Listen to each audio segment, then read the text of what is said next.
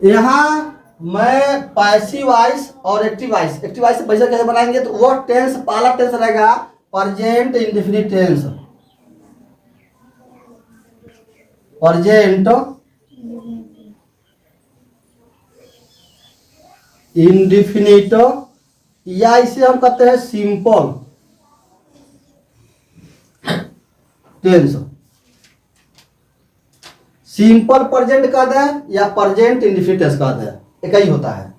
Simple present tense या present indefinite tense हो गया। अब इसमें देखना, ध्यान सुनना, इसका पहचान क्या है, पहचान लिख देंगे। पहचान लिख देंगे वाक्य के अंत में।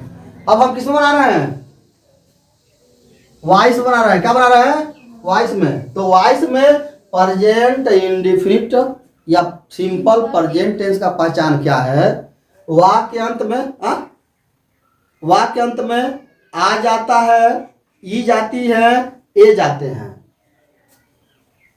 आ जाता है, ई जाती है, ए जाते हैं, इत्यादि शब्द आता है। इत्यादि शब्द आता है, यानी इतना शब्द होता। आज मन आ जाता, ई जाती, ए जाते, हो जाते, ओ आ जाते, ऐसे आएगा तो वो समझ लेना कि यह पैसिव वॉइस है। क्या है, पैसिव वॉइस है। प्रेजेंट इंडेफिनिट का ये पैसिव वॉइस है। पैसिव वॉइस, पैसिव वॉइस लिख लेना, यानी प्रेजेंट इंडेफिनिट टेंस का पैसिव वॉइस में बनाएंगे। पहचान हो गया। वाक्य के अंत में आ जाता, ई जाती है, आ जाता है, ई जाती, ए जाते, इत्यादि शब्द आता है, पैसिव वॉइस कहलाता है। किसका passive voice, present indefinite tense का। जैसे हम एग्जांपल कह दें, फूल तोड़े जाते हैं। क्या है, फूल तोड़े जाते हैं। तुम्हें पढ़ाए जाते हैं, तुम्हें पढ़ाए जाते हैं। ठीक है। राम द्वारा पुस्तक लिखी जाती है, राम द्वारा पुस्तक लिखी जाती है। अब राम पुस्तक लिख रहा है, नहीं भैया, राम द्वारा पुस्तक लिखी जाती है। ठीक है। तो इस तरह जो सेंटेंस आएगा वह समझ लेना कि प्रेजेंट इंडेफिनिट टेंस का पैसिव वॉइस है, क्योंकि अंत में ए जाते हैं, ए जाते हैं, ई जाती हैं आ रहा है।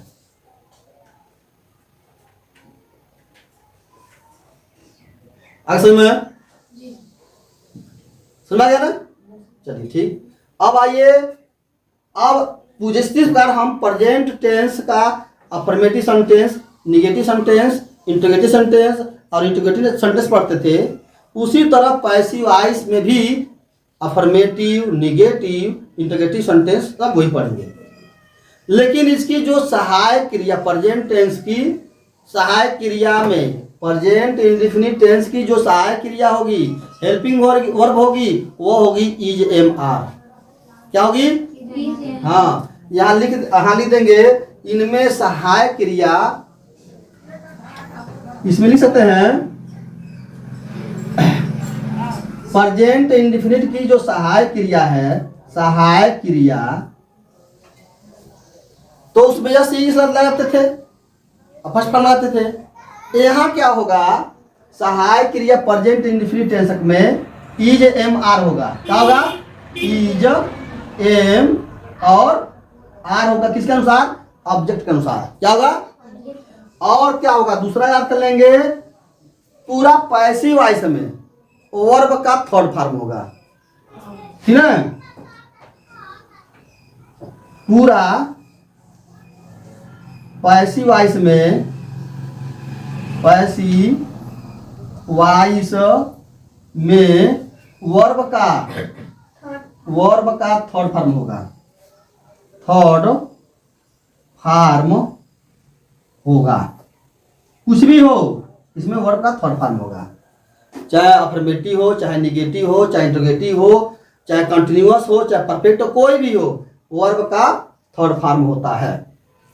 दो याद, अच्छा है तो सब में लागू होगा, लेकिन है जो केवल जो सहायक क्रिया है इज एम आर, वो केवल लगेगा प्रेजेंट इंडेफिनिट टेंस में या सिंपल प्रेजेंट में लगेगा इज एम आर, और वर्ब का थर्ड फॉर्म हो गया।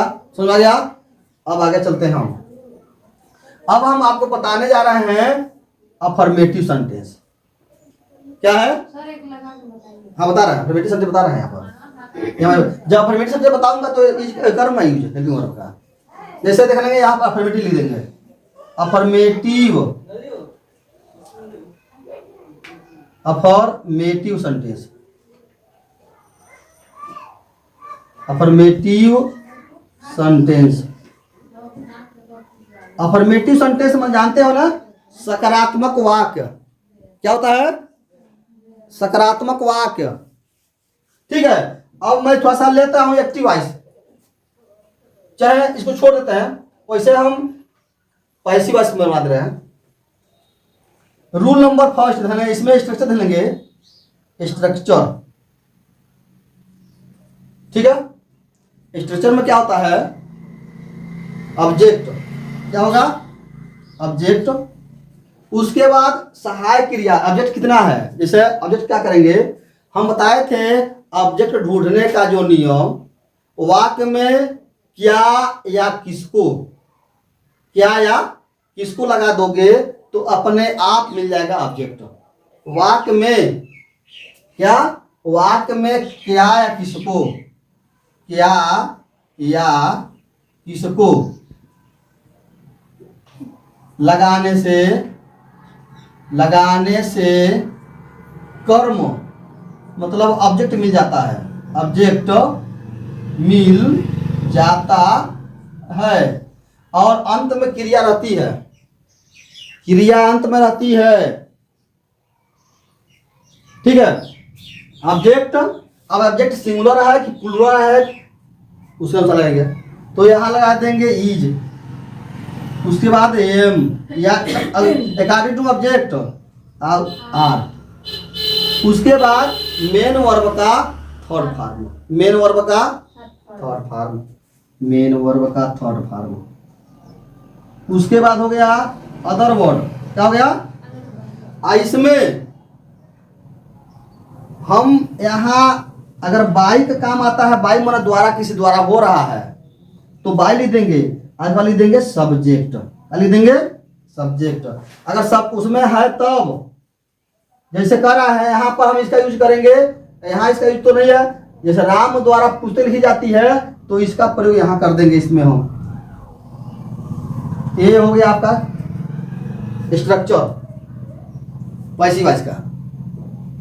ये पैसिव है ऑब्जेक्ट इज एम। ऑब्जेक्ट कितना है, ऑब्जेक्ट कैसा है, मतलब ऑब्जेक्ट एक है कि बहुत है, सिंगुलर है कि प्लूरल है। अगर सिंगुलर है तो इज, प्लूरल है तो आर। और आई के साथ एम जानते हो, वहां नहीं यूज करेगा, जब आएगा तब हम बताएंगे, लेकिन ये दोनों देख ले। फिर मेन वर्ब का थर्ड फॉर्म, फिर आपका आ गया ऑब्जेक्ट, और फिर आ गया आपका अदर वर्ड, और उसको बाई, उसके बाद सब्जेक्ट रहेंगे। इसका सब्जेक्ट इसके द्वारा, जैसे राम द्वारा पुस्तक लिखी जाती है तो बाई राम हो जाएगा यहाँ पे। इसमें नहीं वो है, इसमें वो नहीं है। तो बताओ, फूल तोड़े जाते हैं, क्या तोड़े जाते हैं, क्या तोड़े जाते हैं, क्या तोड़े जाते हैं, अपने आगे नहीं आएगा तो क्या तोड़े जाते हैं, फूल आ जाएगा। अगर तुम्हें पढ़ाए जाते हैं, किसको पढ़ाए जाते हैं, किसको पढ़ाए जाते हैं? तुम्हें। अगले ऑब्जेक्ट, तो क्या और किसको लगाने से लगभग जो निर्जीव वस्तु है, नॉन लिविंग थिंग्स जो है, वहां हम यूज करते हैं क्या। और जो लिविंग थिंग्स होती है, जैसे आदमी है, कुत्ता है, चाहे जो भी है, उसके लिए यूज करते हैं किसको। बस ना, क्या से मिलता है निर्जीव, किसको से मिलता है सजीव। ऐसे में कैसे बनेगा देख लेना। तो देख लेते हैं। अब इसमें पहला देख लेते हैं, इसमें क्या तोड़ी जाती है? क्या तोड़ी जाती है? फूल। तो क्या लिख देंगे?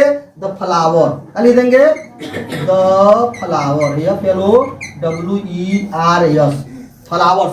बहुत से फ्लावर है ना, फूल तोड़ जाते हैं। फूल तोड़े जाते हैं तो फ्लावर्स हो गया। अब फूल कितने सिंगुलर प्लूरल है? प्लूरल है, तो क्या लिख देंगे? आर। क्या है? आर। उसके बाद वर्ब होता है, प्लक मैंने तोड़ना। आप याद करेंगे तभी हो जाएगा। PLUCK, इसी में जोड़ दोगे ED, प्लक्ड। क्या जोड़ दोगे? प्लक्ड, तो हो जाएगा थर्ड फॉर्म PLUCKED, प्लक्ड। फूल तोड़े जाते हैं, हो गया। द फ्लावर्स आर प्लक्ड, फूल तोड़े जाते हैं। अगर एक रही फूल तोड़ा जाता है तो हाँ, the flower is plucked. Verb तो थर्ड फॉर्म कहीं रहेगा, चाहे यहाँ रहो चाहे इलाहाबाद रहो, वर्ब थर्ड फॉर्म लगेगा। पैसिव वॉइस में सब में लगेगा। चाहे हम बता दें कोई भी टेंस हो, पूरे टेंस में वर्ब का थर्ड फॉर्म याद कर लेना है। वर्ब का थर्ड फॉर्म याद कर लोगे, पैसिव वॉइस बन गया। हो गया ना। उसके बाद क्या है? आप बनाएंगे तुम्हें पढ़ाए जाते हैं। तुम्हें पढ़ाए जाते हैं, क्या बनेगा? यू आर नहीं, टीच बने पढ़ाना, पढ़ाना। टीच बने पढ़ाना। टाट हो जाएगा, क्या हो जाएगा? TAUGHT,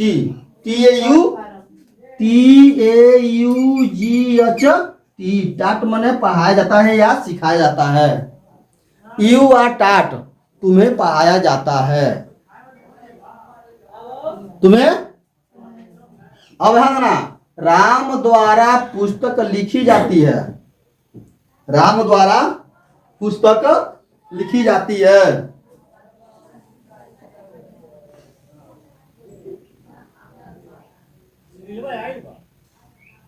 राम द्वारा पुस्तक लिखी जाती है। राम द्वारा पुस्तक क्या लिखी जाती है? पुस्तक। तो पहले इसको बना देंगे, नहीं बना देंगे तो लिख देंगे द बुक। लिख देंगे बुक, लिख देंगे, यहाँ पे लिख देंगे बुक, लिख दो बुक। एक है बुक तो इज। उसके बाद वर्ब लिखी जाती है, तो लिखी जाती है क्या हो जाएगा? रिटेन। राइट का रिटेन होगा थर्ड फॉर्म में, WRITTEN, रिटेन। लिखी जाती है, यानी पुस्तक लिखी जाती है। हो गया, पुस्तक लिखी जाती है। अब लिखा है बाई, द्वारा। बाई या लिख देंगे राम, ये हो गया। लिख देंगे book is written by Ram, पुस्तक लिखी जाती है। राम के द्वारा पुस्तक लिखी जाती है। ये तुम्हारा क्या हो गया? कौन सा सेंटेंस पढ़ा दिए? Affirmative sentence. क्या हो गया? अफर्मेटिव। याद हो गया, नहीं हो गया? सखी चलाई जाती है, तुम लोग को पढ़ाया जाता है, अध्यापक द्वारा तुम्हें इतिहास पढ़ाया जाता है। ठीक है। तो इस तरह पानी पिलाई जाती है, घोड़े दौड़ाए जाते हैं। तो जहां पर इस तरह सेंटेंस आएगा तो समझ लेना कि प्रेजेंट इंडेफिनिट टेंस है और अफर्मेटिव। अब निगेटिव कैसे बनेगा उसको मैं बता दूंगा। आज केवल आप लोग का केवल अफर्मेटिव सेंटेंस है, क्या रहेगा? Affirmative sentence. Okay, thanks. आप ऐसे बनाते रहेंगे, आपको आता रहेगा। नहीं बनाएंगे नहीं आएगा।